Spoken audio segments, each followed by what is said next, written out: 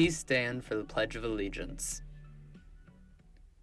I pledge allegiance to the flag of the United States of America and to the republic for which it stands, one nation, under God, indivisible, with liberty and justice for all. Please stay standing for a moment of silence.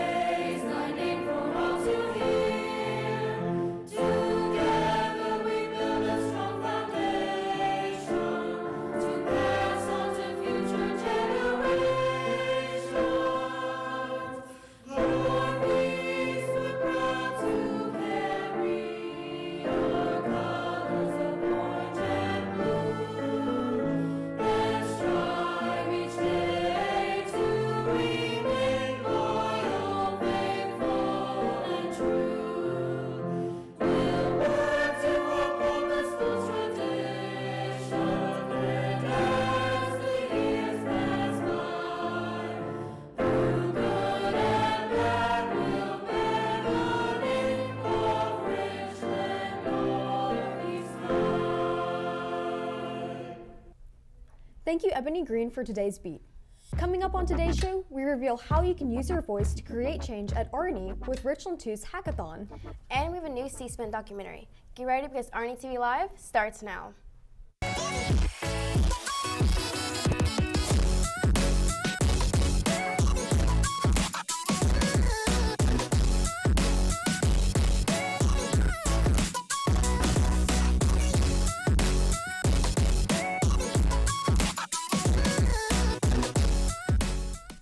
Good morning, Cavs. Today is Tuesday, January 24th, 2023. I'm Zoe B. Kraft. And I'm Layla Price. Today's National Peanut Butter Day. Let's get right into today's announcements. The Media Center would like to help you boost your vocabulary power by sharing an ACT vocabulary word of the day. Today's word of the day is cumbersome, which means large or heavy, and therefore difficult to carry or use. For example, all of the textbooks in my book bag are making it very cumbersome for me to carry. Boys soccer tryouts are January 30th and 31st at 4:30 on the soccer fields behind the football stadium. Any students interested in playing soccer prior to the tryouts should contact Coach Daniels at damondaniels@bellsouth.net. If you're interested in science and want to see chemistry in action, join the SNHS for their first scientific showcase, the Carbon Sugar Snake. It will happen in room S101 during the activity lunch on Wednesday, January 25th. More information can be found on the QR code sign-up. Palmetto Center for the Arts, also known as PCA, is the award-winning district arts magnet. They are accepting new applicants. If you are interested in dance, theater, visual arts, band, vocal music, and orchestra, please reach out to Mrs. Cece, our magnet director at indiracummings@richland2.org. You must fill out the choice application online by January 25th. Auditions vary depending on your chosen art area. Girls soccer tryouts are January 30th through February 1st from 4:15 to 6 o'clock at the stadium field. Come ready to play. For more information, contact Coach Mills at jmills@richland2.org. Football conditioning is happening now.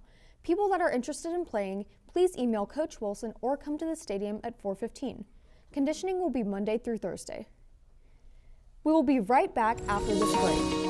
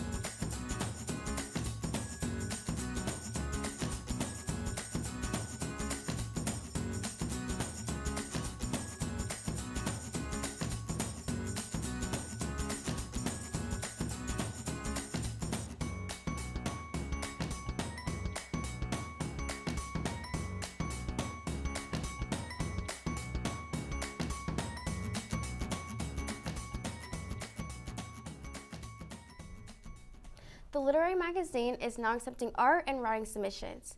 Art submissions include 2D, 3D, photography, and digital artwork. Writing submissions include poems, short stories, fiction, and nonfiction, as well as song lyrics.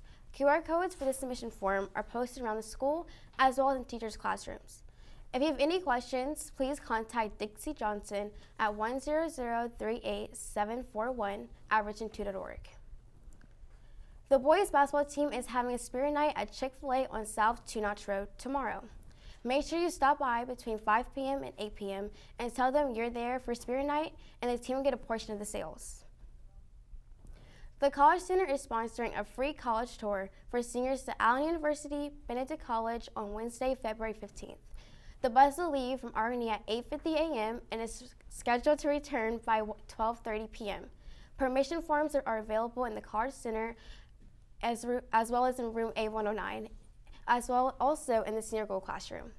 The deadline to return permission forms is Friday by 1:30 p.m. Please contact Ms. James with any questions. This episode is produced by students in Cavplex Convergence Media. We're looking for students to join our team next school year. If you're a motivated student interested in photography, videography, writing, design, and social media, then Cavplex is a class for you. We accept any student with an interest in modern journalism. Scan the QR code on the screen or email Mr. Chambers at anchambers@richmond2.org. Join a program that's nationally recognized and backed by national brands. There is a book club meeting tomorrow during lunch with Ms. Williams. She'll meet with you in the Media Center Blue Box. Bring your copy of the current novel to prepare for the discussion. An RNE student was injured yesterday before school. If you or anyone you know needs any type of mental health support, there are professionals available to assist. RNE-TV live reporter Delaney Peck is live in the studio with our Director of School Counseling and Principal Mark Sims with more information. Good morning, Cavs. As we all respond and process what happened yesterday, Dr. Smith Charleston and Mr. Sims are here to share how RNE and Mission 2 can help. So do you have any updates to give us, Mr. Sims? Yes, thank you so much, Lainey. Good morning, Cavalier family. Cavalier family, that's a word and phrase that I don't take lightly as principal. I just want to say thank you so much, number one, for being courageous student leaders and a courageous faculty and staff. Secondly, for being resilient, and thirdly, for remaining strong on yesterday. I'm thankful and prayerful that our student is doing well. I had an opportunity to speak to his father on yesterday, and the father stated to me three things. Number one, he is physically stable. Secondly, they are performing surgery today on our student. And thirdly, he is resting. So I employ and encourage all of you not to listen to social media because sometimes the outside noise can, of course, provide the wrong or incorrect information as to what happened. If you would like to know what happened or you would like more information, please seek out a school official so that we can give you the appropriate message so that we can let everyone know what's happening and what went on yesterday. As far as today, I want to make you aware of what's going to happen today. Number one, we will communicate any updates if needed. Secondly, district level officials will be here today to assist Richland Northeast High School along with our school level officials. Please communicate to any school admin or school counselor if you need any type of assistance on today. And lastly, we will continue to be highly visible for all of our students and our entire faculty and staff. It's our time to be strong, to be resilient, and to make sure that we are here for each other as we navigate through these hard and difficult times. At this time, I'm going to turn it over to Dr. Smith Charleston. Thank you. Hey, so do you have any materials for students and teachers that you'd like to share? Yes. So on the back of your ID, there's the crisis number on the back of every student ID. We also have 5 school counselors that are available. We have a school psychologist, a school social worker, and a school nurse. And then we also have a family military life counselor. We have a school-based mental health counselor. And then we have 2 counselors from intervention services that are here on campus. So most of the intervention services, that's free counseling. They're here on Mondays and Tuesdays. So if kids or families need free counseling, they can can just reach out to any member of the Learning Support Services team, and we can actually make a referral, and they can actually come here on Monday and Tuesday to meet with the students. And then we're available all day. All of the 5 counselors are available, as well as the family military life counselor. And then we have the school-based mental health counselor. She's here on Tuesdays and Thursdays, and then she's here half a day on Friday as well. And then also we have the text line that's on the back of your student ID, and then we have the SC4 text line that you can just dial 741-741 and text HOPE SC2, and someone will be available to assist you 24 hours a day, 7 days a week. Okay, well, thank you so much for joining us. That's all I have for y'all today. Reporting for RNE-TV Live, I'm Delaney Peck. Now, back to the anchors. Prom tickets are now on sale. Tickets may be purchased from the fees office during lunch, before school, or after school. Tickets are currently $50 and will increase at the end of each month. Our theme this year is the Masquerade. See your junior house reps for updates. Softball conditioning is happening now at RNE on the softball field Monday through Thursday from 4:15 to 6:15. Tryouts are January 30th and 31st from 4:15 until 6:15 at the RNE softball field. Athletes must have all paperwork uploaded to Big Teams, formerly Planet HS. Lexington Medical Center's 3-week Summer Health Career Awareness Program is designed to introduce the healthcare industry to enthusiastic, bright high school students who have an interest in the healthcare industry. To participate, you must be a rising senior, fully vaccinated, and have at least a 2.5 GPA. For more information, see Mr. Sumter. If you are interested in running for Coming Home Queen or King, please see the email that was sent by Mrs. Cherry to complete the interest form. It is for seniors only. Coming Home and Senior Night is February 7th. An admission counselor from University of South Carolina Aiken will meet with all interested students during first and second lunch in the College Center A109 today, Tuesday, January 24th, 2023. Students are invited to bring their lunch as they listen to the admissions counselor. Email Mrs. James for more information at cjames@richland2.org. Every year, RNE-TV completes documentaries for the C-SPAN Student Cam Documentary Contest. Over the next 2 weeks, we will show you our documentaries. Students were asked to produce a 6-minute documentary using C-SPAN footage addressing a theme. This year's theme was, if you were a newly elected member of Congress, what issues would be your first priority? Today's documentary was produced by RNE-TV Live News Director Lillian Mirosevich. Her documentary focuses on the issues of gun safety. Trigger warning. This documentary does contain discussions on suicide statistics in relation to gun safety. Families have been shattered by gun violence. Needless, senseless gun violence. When you have somebody lose their life to gun violence, it impacts not just that person's family, but the community too. America has a gun violence problem. Headlines are often filled with news of gun violence. A number of these incidences could have been prevented. These problems affect real people, like Roberta McKelvin, whose son was killed. My only son, Nathaniel McKelvin III, Nate, and 2 of his friends was shot. They survived, he did not. So I am Nate and I am his voice. Gun violence is an issue in the U.S., but there are preventative measures that can be taken. According to Everytown for Gun Safety, 40,620 people die by guns in an average year.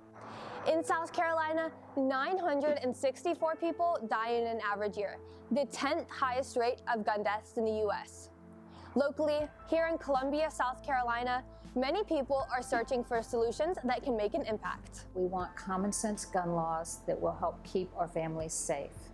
Gunshot wounds to the body can be devastating and are seen every day in hospital systems. We see gunshot wounds here at Prisma Health Richland on average nearly every day of the year, and that's a really staggering statistic. Trauma surgeons are seeing the effects. You have a rifle that dispenses a missile, and when it hits its target, which unfortunately, if it's human flesh, it's going to create a channel or a wound channel through the body, and whatever comes in that path, it's going to damage. Gun violence is a complicated issue. Let's explore some problems and ways to make the community safer.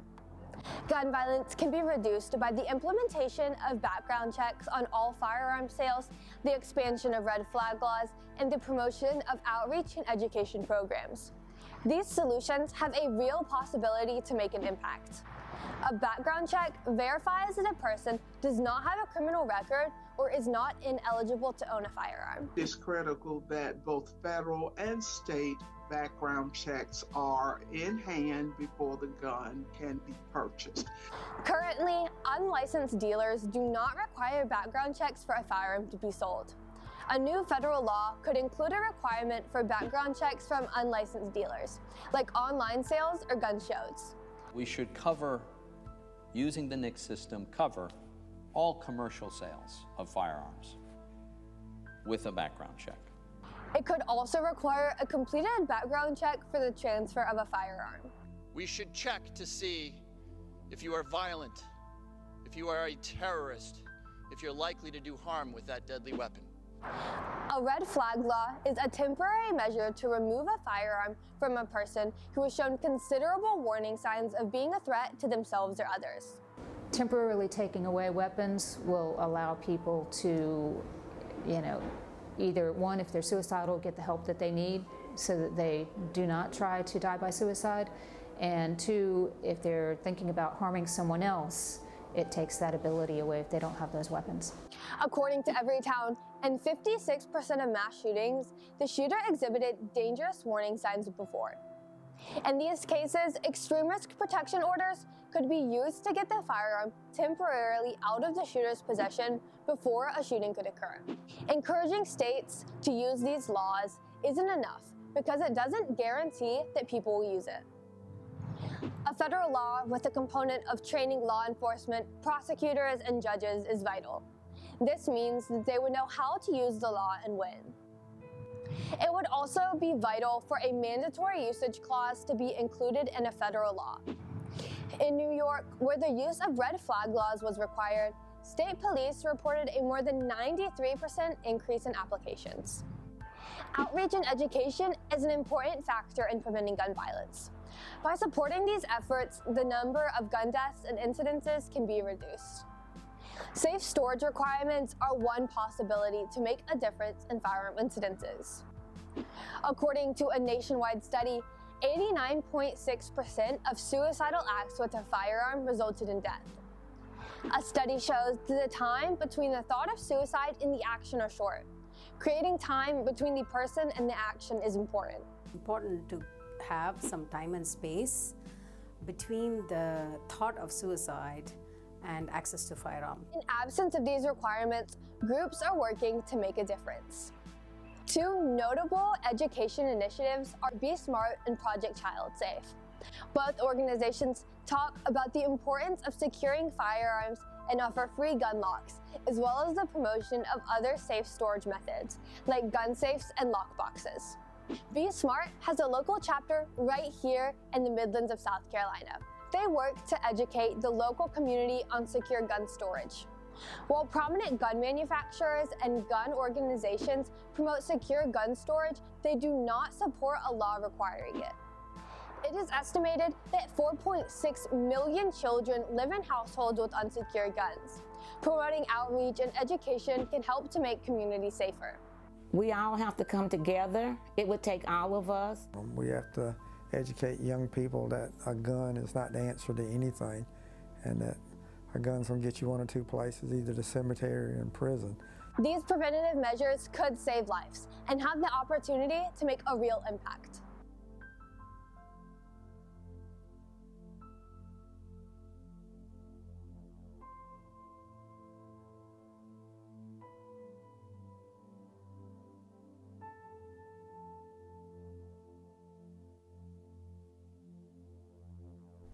We'll have another documentary on Thursday. Well, that was up today's show. Reporting for RNE-TV Live, I'm Layla Price. And I'm Zoe Beecraft. Remember, it's a great day to be a Cavalier.